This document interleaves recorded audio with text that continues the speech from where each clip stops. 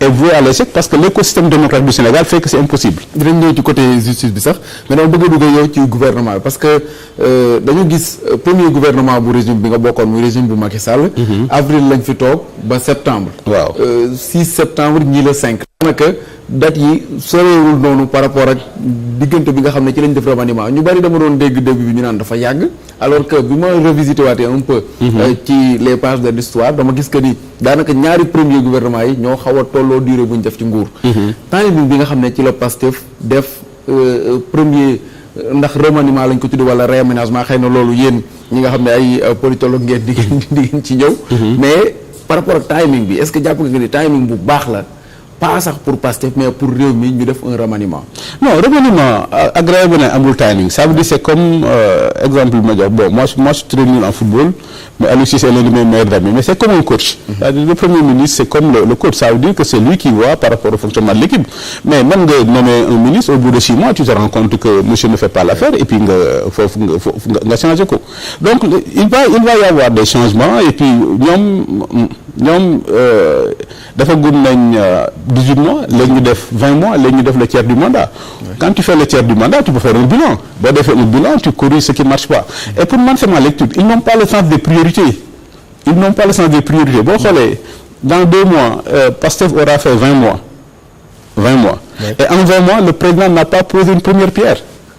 Il reste 40 mois. Donc Pastef va faire le tiers du mandat sans que le président de la République pose une première pierre. Parce que Pastef va faire le tiers du mandat sans qu'on ait un grand projet. Pastef va faire 20 mois le tiers du mandat sans qu'on sache où va le pays. Parce que dëkk bi amul xaalis. waaw mais xam nga xaalis bàyyiwu leen fi xaalis. ah parce que bàyyiwu leen fi xaalis. déedéet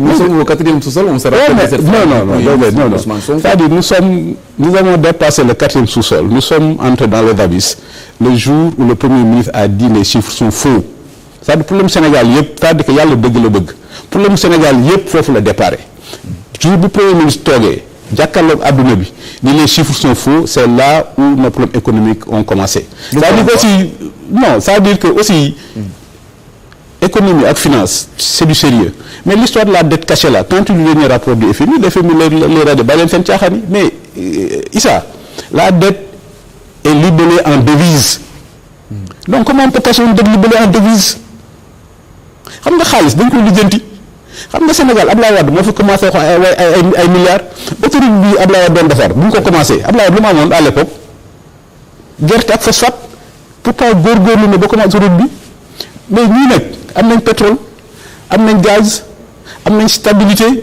et puis dañoo am lu am solo ci àdduna dañoo am jeunes yëpp jàppale leen donc problème yi ñoom ñoo xamul fu ñu jëm xaalis ça existe partout dans le monde mais maintenant pour nga am xaalis nag c'est comme les banques il faut deux choses il faut que nga créer un climat de confiance il faut que nga crédible le nouveau gouvernement là le pouvoir là loolu lañ amul ils vont tuer la confiance ils vont semer le doute ils vont semer l'incertitude kan moo indi xaar war na bàyyi noonu avec des chiffres yoo xam ne nga xam nga li ñàkk a xam quand tu dis ñàkk a xam quand tu dis je fais un plan de redressement dans tous les pays on dit plan de relance c'est la même chose un plan de relance xam nga relance c'est optimiste on va relancer l'économie et là les bailleurs vont venir quand tu dis redressement les gens vont fuir donc xaalis am na ci adduna bi ñoom il faut ñu am xarañ comme Abdoulaye Wade mais Abdoulaye Wade bu ñu def autoroute comment il a fait le montage financier mais il a dit aussi aux gens venez investir au Sénégal venez faire de l'argent mais ñi dañuy jooytu rek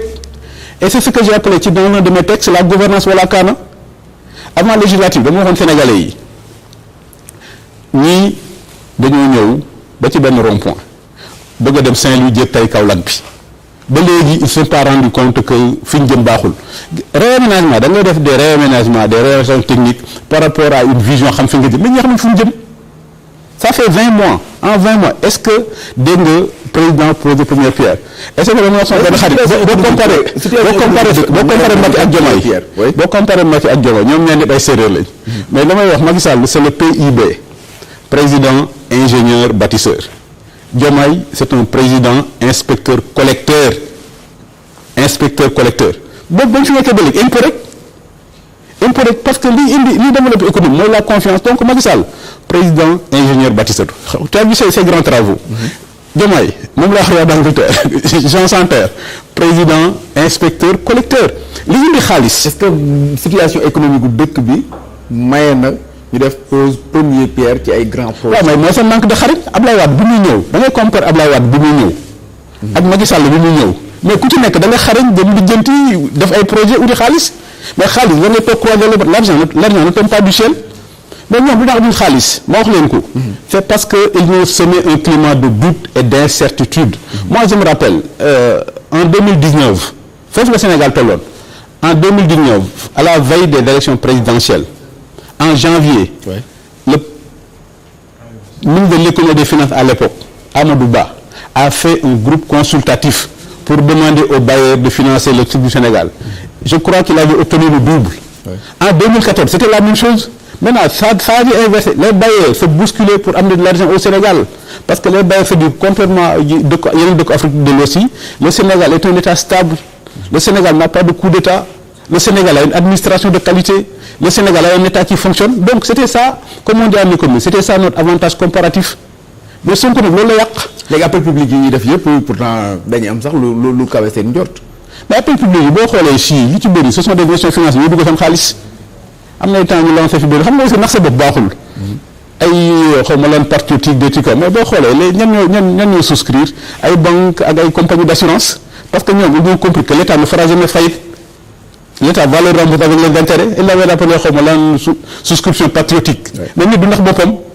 souscription patriotique yoo xam ne ñi def di dugg seen xaalis mooy les banques ak les assureurs maintenant pour que l'économie comme ils ont perdu li may wax souvent dëkk bi dara du fi xew je rassure les Sénégalais dëkk bi dara du fi xew le pays est solide l'État est stable l'intermède de Pastef là c'est 5 ans que le Sénégal va perdre on a déjà perdu 100 jours on a perdu les 20 mois on a perdu le tiers du mandat maintenant pour sauver les 40 mois là ce qu'il faut faire mooy faire revenir la confiance. L'économie, c'est la confiance. L'économie, c'est la consommation et la consommation se fonde sur la confiance. Il faut faire revenir la confiance. Mais gisoo dans nos rapports avec la France yu ci bëri ñu ngi notifié mais boo xoolee remaniement bi aussi ça montre que ba léegi xamuñ fu ñu jëm. C'est quoi la priorité? Justice ak intérieur. Quand tu vois le remaniement les choses les plus importantes justice ak intérieur. am na yeneen changement. yan changement. am na si mais boo xoolee pour les changements nañ ministère des infrastructures bu nga xam ne Ousmane Sonko premier ministre wax na sax solo si ñu ko jox par rapport ak ni nga xam ne noonu la war a demee waat ak yooyu